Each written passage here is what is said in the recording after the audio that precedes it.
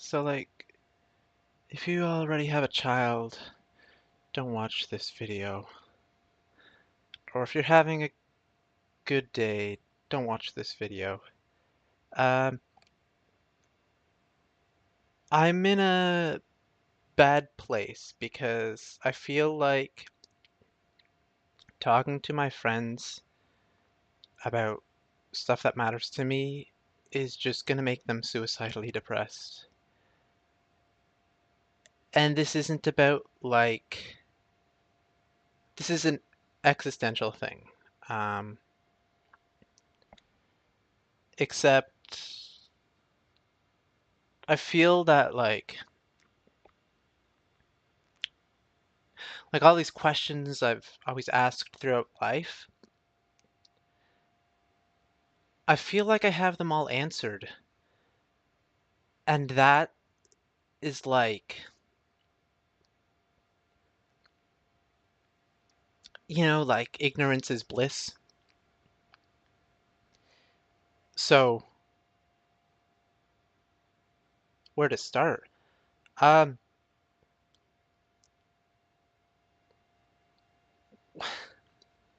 a lot of things changed this past year. Um, Most importantly, we passed the tipping point for runaway global warming.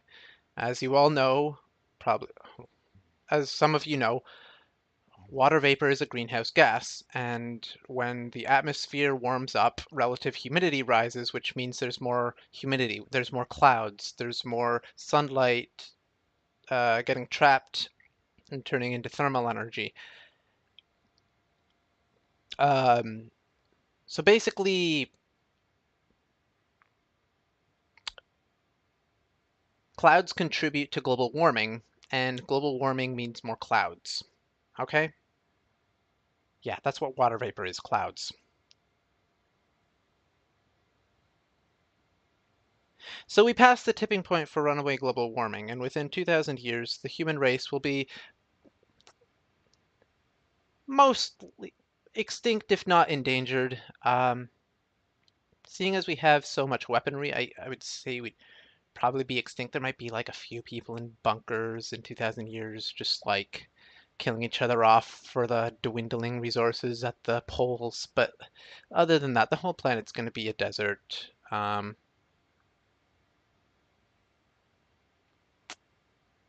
guess there are plants that might survive, lichens and, you know, insects. Those aren't plants, but you get the idea. We're converting the whole planet into a desert, and solidification and deforestation don't help at all. Um, People wonder why Venus is hotter than Mars. It's because the atmosphere traps more of the heat, even though not Mars, sorry, Mercury, because Mercury is closer to the sun than Venus, but Venus is hotter. So that changed a lot of my notions. So I'm coming to I'm not coming to grips at all with self-extinction. Now I've always believed that humans are too stupid to survive, but my thought was that, like, oh well, that's because we're too stupid to learn planetary colonization. But then last year and the year before, we had the Hope of Mars one, and humans during the golden age of the fossil fuel era would learn how to colonize other planets. And with this knowledge, before the sun would burn out, we would have the ability to colonize new worlds and other solar systems because we have the technology. Well, that got scrapped. Mars 1 got scrapped. That's the mission to colonize Mars. And we're never going to have another chance to do that. So if we don't colonize Mars in the next maybe 50 years, 60 years, it we're never going to have the human race will never have another chance because we won't have the resources available. We'll be too busy fighting each other and killing each other over dwindling resources because of a petro-based economy, petro-based agriculture, um,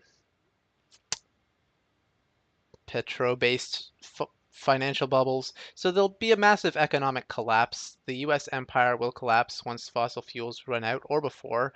Um, and the problem is what here's really hard is humans are inherently evil, and most of us kill animals. So if I'm railing against genocide in Yemen, if I'm railing against nuclear apocalypse with Russia and America over Syria and like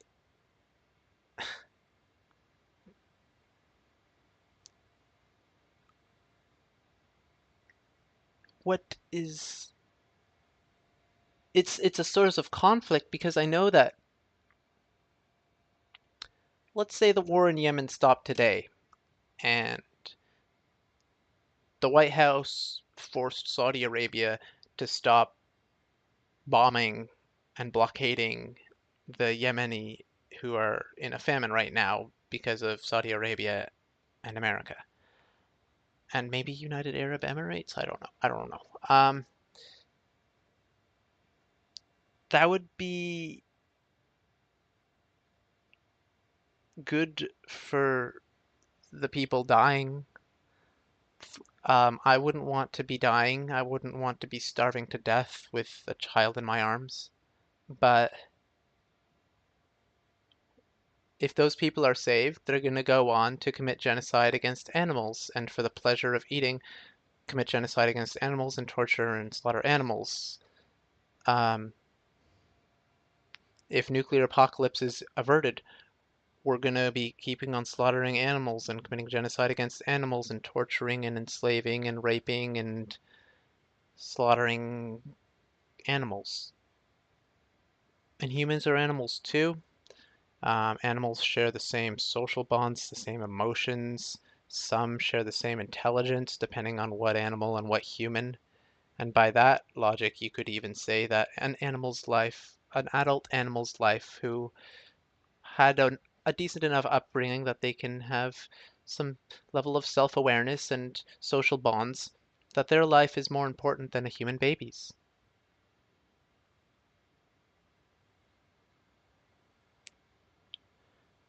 Train track uh, paradoxes aside,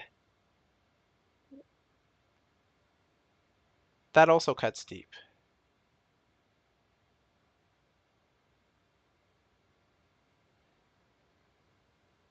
Not because I want to eat babies, but because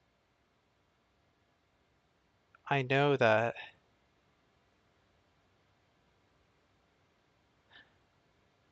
groups that are more passionate than me about justice, like the Animal Liberation Front, can actually go and save those babies. Actually go and save those cows, save those pigs, save those innocent little chickens, baby chickens, the dogs, the cats, horses. What else do people keep as pets? Anything that moves can be eaten, basically.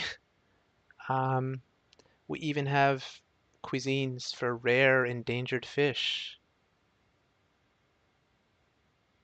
Whales are eaten, or they were. Whales are more intelligent, sperm whales are more intelligent than humans.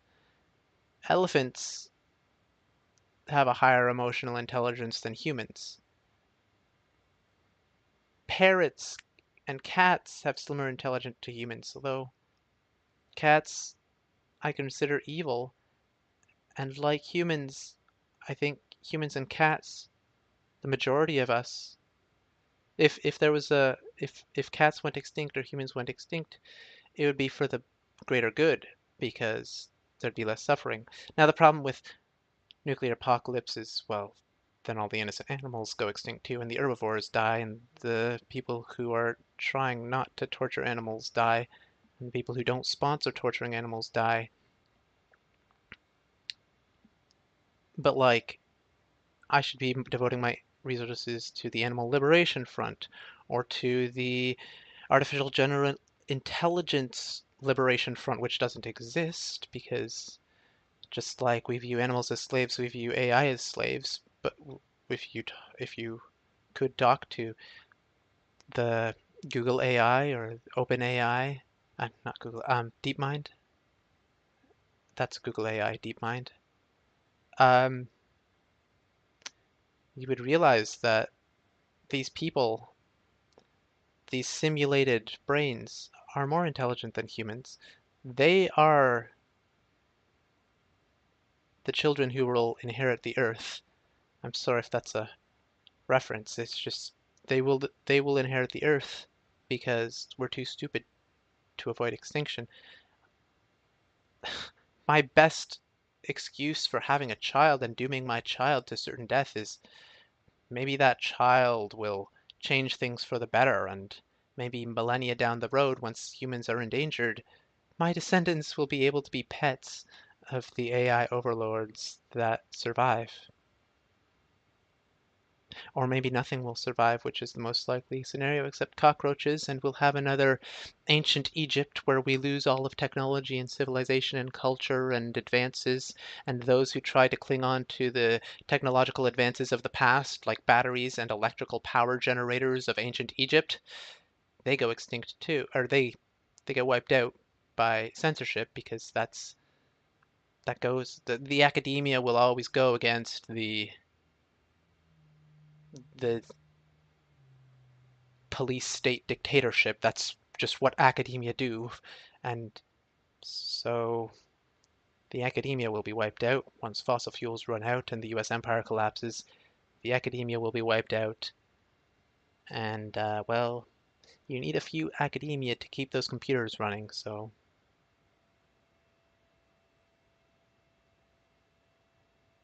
when I say all this stuff, when I when I when I logically lay out morality as I've done in previous videos, and then bring up these problems, these existential problems, my friends, I assume they just want to kill themselves. Like, and then my love life is totally fucked up too because I won't go into it. How can I sum it up without going into my love life?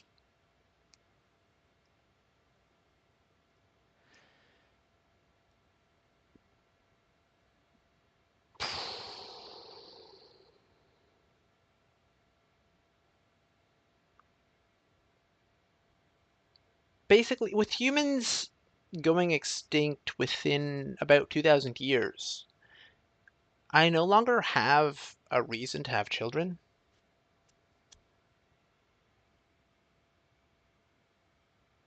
So all my efforts at seduction and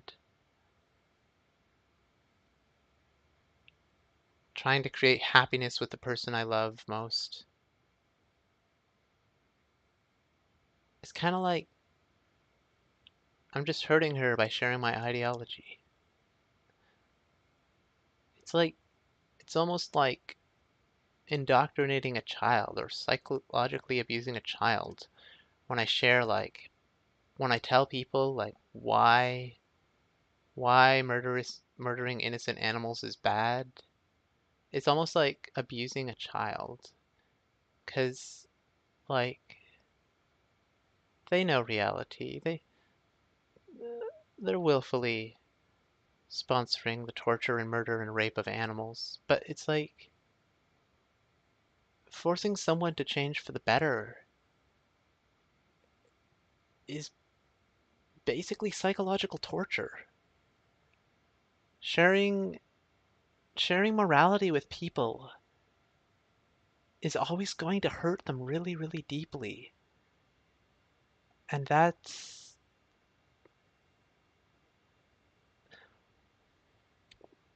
bad in the long term, but that's also bad because it feels bad to convince people not to sponsor torture. But then they end up becoming misanthropic and hating humans. And so my greatest achievements end up being these people who are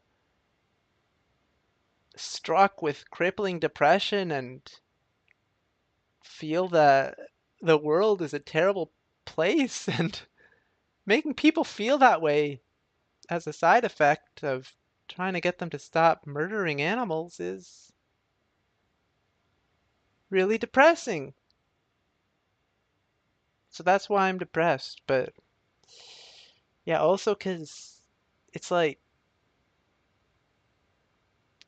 I disagree with the reasons for genocide and the reasons for nuclear, thermonuclear war, nuclear apocalypse, and runaway global warming. Like, I disagree with the pure greed fueled reasons for the self-extinctionist movement of the neocons and it's the the big oil companies. But like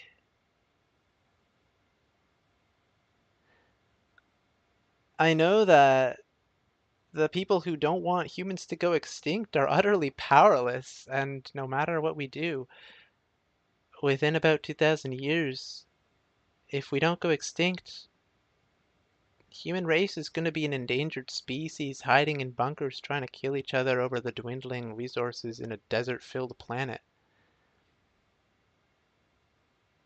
So I might as well start saving the animals who are still alive, or trying to pave the path for technological singularity to overcome humans as the dominant species on Earth, because humans aren't going to be around for very long.